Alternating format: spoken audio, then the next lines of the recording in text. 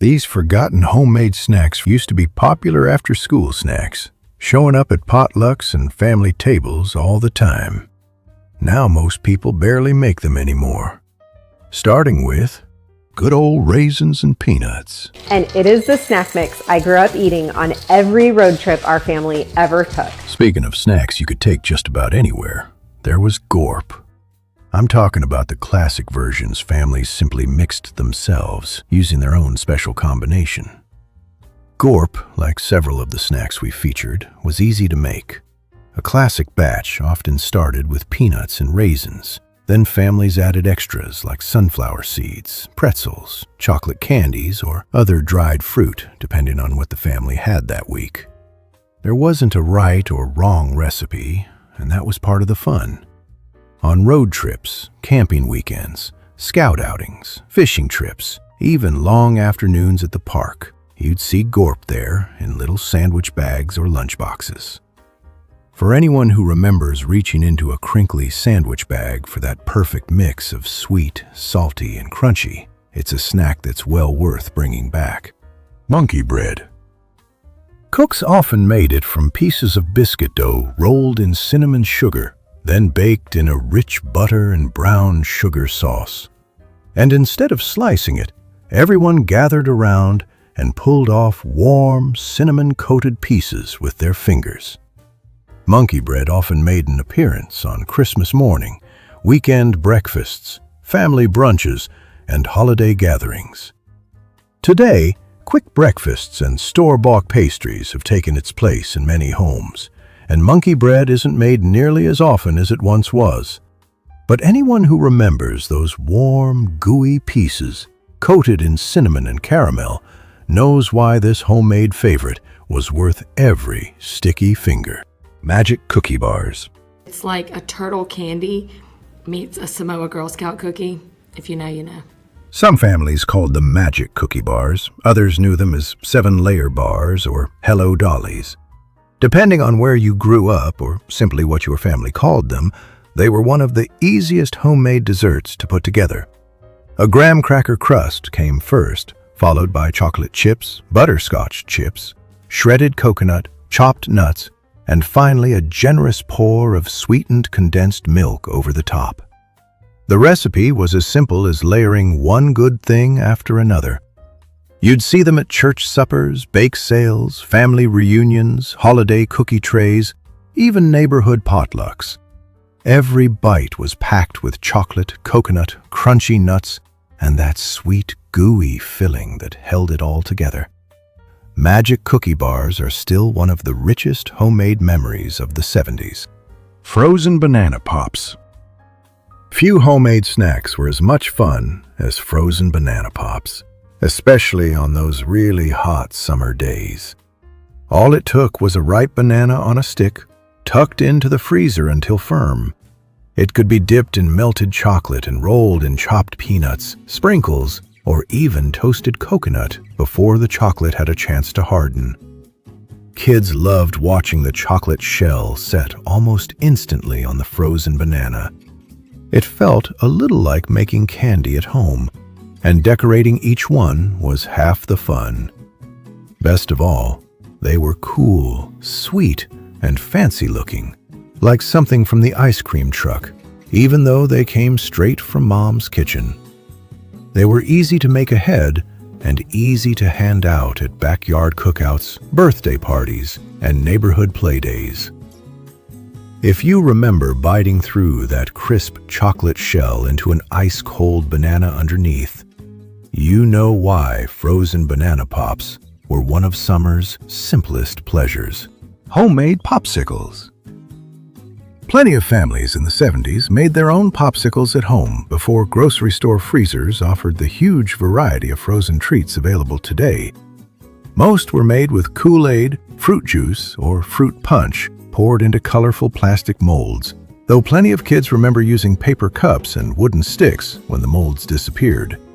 Some moms even experimented with orange juice or pudding for a creamier version, and making them was the easy part. The hardest part was waiting for them to freeze. More than a few impatient kids pulled on the stick too soon, only to end up with a half-frozen slush instead. Homemade popsicles were a summertime tradition. They came out after afternoons of bike riding, backyard games, sprinkler runs, and neighborhood adventures. Cinnamon toast. Sometimes the simplest homemade snacks were the ones everyone remembered the most. Cinnamon toast didn't require a recipe, special ingredients, or much time at all. Just a slice of warm toast, plenty of butter, and a generous sprinkle of cinnamon sugar. In just a few minutes, an ordinary piece of bread became an after-school favorite. Nearly every family had its own way of making it. Some sprinkled the cinnamon sugar on while the toast was still hot, so it melted right into the butter. Others slid it back under the broiler for a minute or two, creating a sweet, crackly topping that was worth waiting for. Many kitchens even kept a little jar of cinnamon sugar mixed and ready to go. Whether it was a rainy afternoon or a sunny one, it was the perfect time to make cinnamon toast. Sausage balls. Although especially associated with the American South, sausage balls became popular nationwide and were a favorite for busy moms. The recipe couldn't have been much simpler. Some cooks made them extra cheesy, some added a little cayenne pepper for a kick, and a few swore by a particular brand of sausage. No matter the recipe, they were always best served warm, cheesy, and packed with flavor. Cooks often made them ahead of time for neighborhood potlucks, holiday parties, and football gatherings. They were easy to serve and perfect for grabbing with your fingers while visiting with family and friends. They're still one of those homemade favorites that deserve a place on the table again, especially for anyone who remembers that first warm, savory bite, fresh from the oven. Quick cheese toast.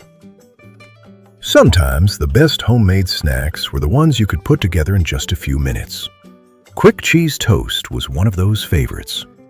A slice of bread, a little butter, and a generous layer of cheddar cheese were all it took. Pop it under the broiler for a minute or two, and the cheese turned hot, bubbly, and lightly browned around the edges.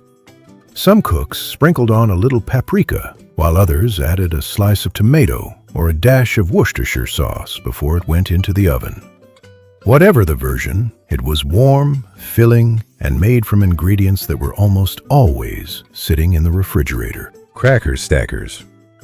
Long before individually wrapped cracker sandwich snacks became a lunchbox staple, plenty of kids made their own at home. All it took was a few buttery crackers layered with peanut butter, cheese, or even slices of bologna, creating little sandwich snacks that disappeared almost as fast as they were made. One of the best things about them was that there were no rules. Some families spread peanut butter between two crackers, while others added cheese, sliced pickles, or a little summer sausage.